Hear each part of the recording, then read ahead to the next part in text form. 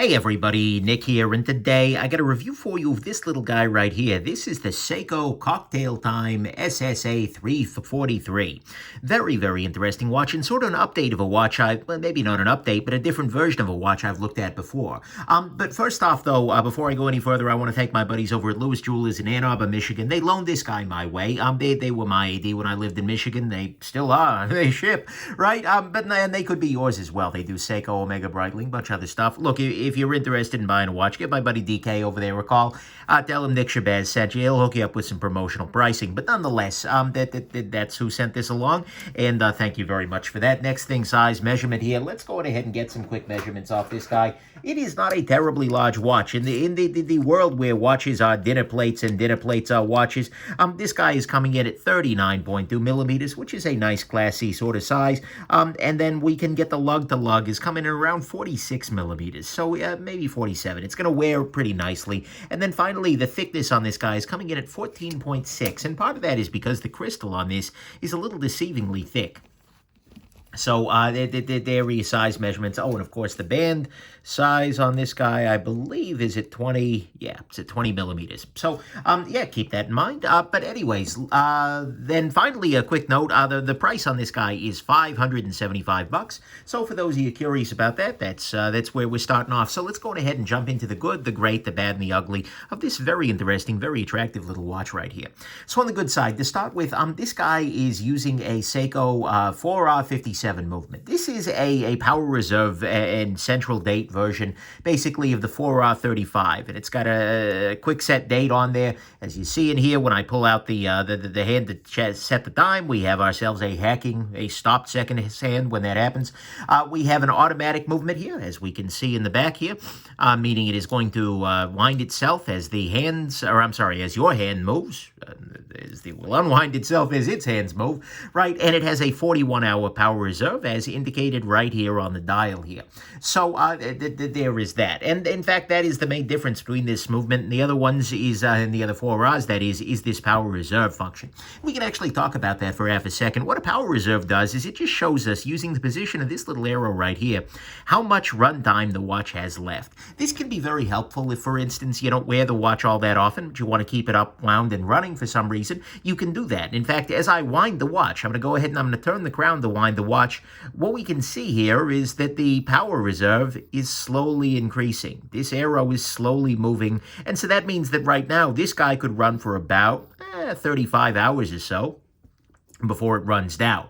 It's a nice complication, and it can occasionally be useful, like I said, especially because this is it's not even a hand-wound watch, so most of the time, if you're wearing this regularly, it should be around full, but it lets you know how quickly you are going to run out of juice here, so to speak. So that's good, and that's what the power reserve is. Next thing, this guy has an open case back. On the back, this is something that I always appreciate with a mechanical watch, just because in a lot of ways, and by the way, there's a sticker on top of this that I don't want to remove because it's factory fresh, but that's something I appreciate in the mechanical because it lets you know some of the beauty of the movement inside there, and more specifically, lets you know the cool spinning gears.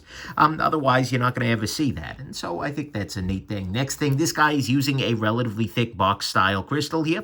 That thickness makes the watch a little bit thicker, although the watch is a little thick in and of itself, but it does add a little something to it. Certainly an attractive look, and it makes it a little bit more distinctive on the wrist. Next thing, this guy has very nice hands. I'll zoom in a little bit so you can see that, but what we have here on the hands are a very, very nice polish.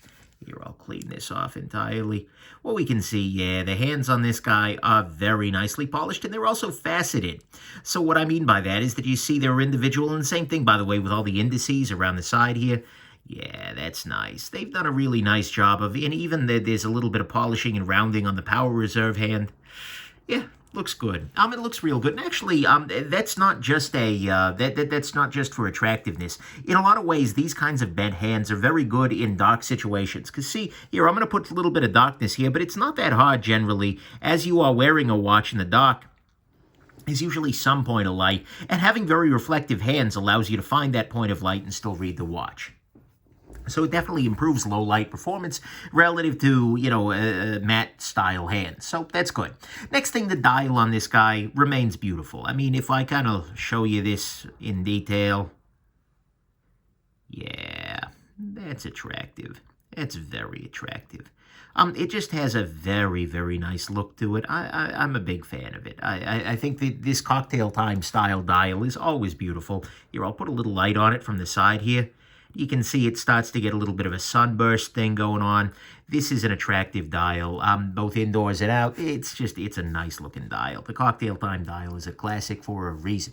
Then finally on this guy, you have a date complication with a quick set function, which means if I pull to the first sort of thing, I can actually jump forward the date to the next day, which is good. But more importantly, it's good because it's just very attractive. We look at the old school cocktail time that I've done a review of previously. It has a date window right here with a number. I personally find this to be a little bit classier, having the date as a dial here, and it's very easy to read once you get the hang of it. So, you know, that's the thing. And so to me, all that is the good. It's got the dial-based date. It's got a beautiful dial, nice reflective polished hands, a thick crystal on the top there, an open case back to show you the movement itself, as well as a movement for 57, which is an absolutely fine movement with the power reserve and the date and whatnot. Let's go into the great here, and the great to me is actually just that they've made another variant of this watch. You know, the Cocktail Time is a nice watch. It's a classic for a reason, right? A lot of folks love the Seiko Cocktail Time. This gives you a slightly different version. And it's, you know, sure, some would argue it's different for the sake of being different, but it offers a couple of new features. The power reserve, if that's important to you, the dial date, but frankly, it's just a little bit more, it's a higher complication version.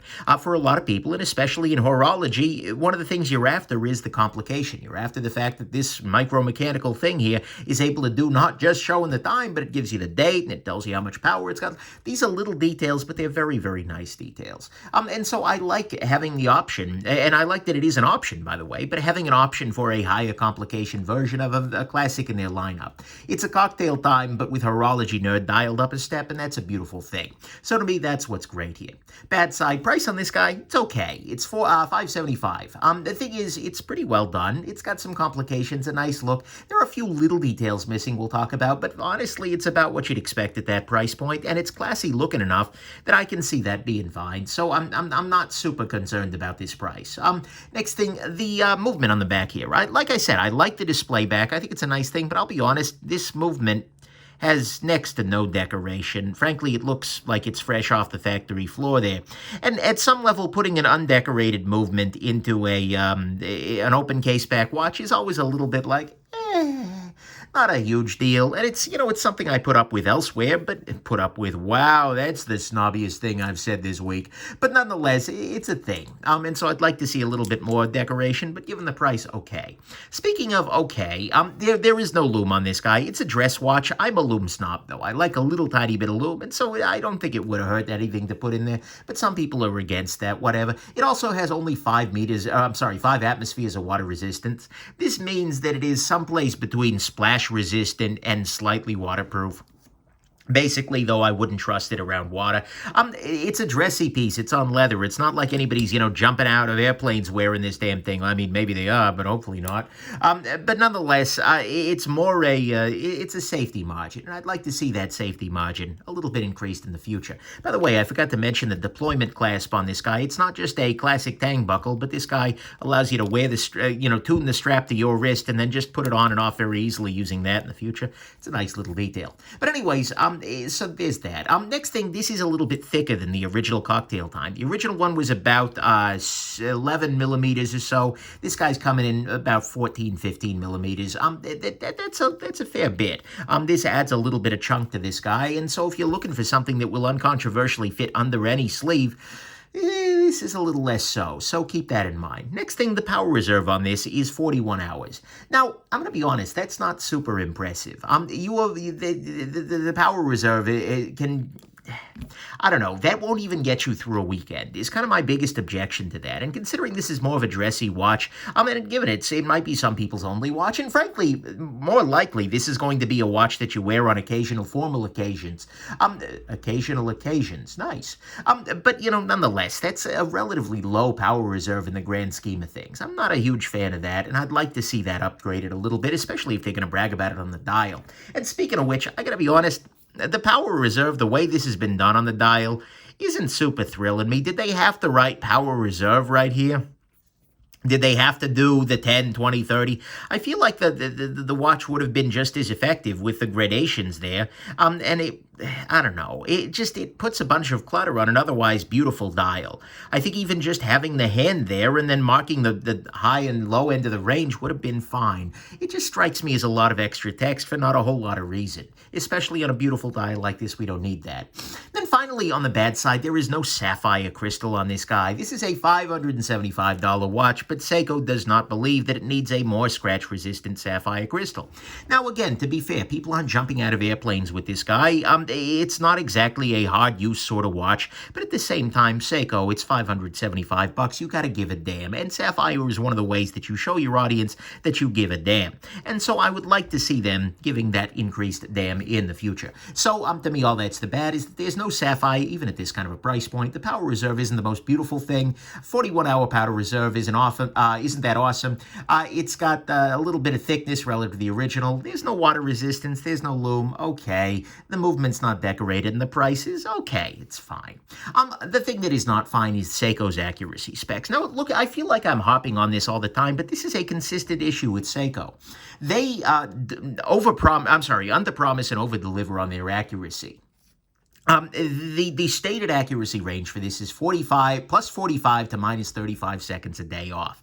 Thing is, if you have a watch that's running 45 seconds per day fast, you have a busted watch. I'm sorry, no. And so that's not acceptable. And the fact that they continue to pretend that in their materials means that, come on, Seiko, get with the program. This is better than that. This runs better than that. But still, and you can regulate it, of course. You can take it to a watchmaker and do Seiko's damn job for them and get it running accurately. But I'm not super impressed with those kinds of figures. Seiko needs to get with the program and realize that you buy a watch to keep time with. And so if it doesn't keep time well, that's a busted watch. And stop pretending. Seiko should just do better in that way. And that's true throughout their line. Up until Grand Seiko, Seiko really doesn't care about accuracy, and dude, that's kind of the one job this damn thing has. So, to me at least, that's ugly, is that they need to bring their accuracy specs into the 20th century. The final conclusion here, mind you, and again, the accuracy is usually better than they promise, but they need to promise better, because if they underdeliver, that's a problem. Final conclusions. My final conclusion here, in a lot of ways, is very basic, right? I mean, at some level, it's a fine little watch. It's got a fine little movement. It's a nice dial, nice finishing, an attractive date complication, and a couple of other little nerdy horological things going on here. Some level, it is a dress watch, so that means lack of lume, low water resistance, okay, whatever. Power reserve's a little on the short side, and it's a little overbearing on the dial, let's be real. The lack of Sapphire is starting to feel at this level, and Seiko needs to stand behind their products with better accuracy specs. But in short, this is, I think, a watch that's going to appeal to a very specific group of people. There are going to be a group of people out there who regularly wear something that's reasonably fancy like this, who really like the look of this, who are loving the style here, and for whom the cocktail time line looks amazingly appealing. And for those people, this is what you want to consider. I mean, if you don't love the style, if you don't need the formality, Seiko has a billion other pieces that are, frankly, just as good, if not better, in a lot of functional ways. You know, like I'm wearing an alpinist over here. Nonetheless, they got a bunch of good stuff like that. But if you want something fancier, and more importantly, you're interested in the nicer date complication, you're interested in the power reserve, if you want something that's a little horologically nerdier, then by God, this becomes a good option. Whether that extra nerdiness, whether that extra power reserve, the extra date, is worth the additional cash, because it's, $100, $200 more, depending on where you shop. And again, you don't pay retail, talk to good AD, talk to my AD. But nonetheless, whether it's worth the additional cash and the additional thickness under the sleeve, relative to the other watches in the cocktail time lineup, that kind of ends up being your call. But honestly, if you're looking for a dressy little mechanical, I think the cocktail time complication here could very easily be in the mix. Get it? Cocktail? No? Okay. Anyways, hope this has been interesting to you, and have yourselves just an absolutely wonderful rest of your day. Bye now.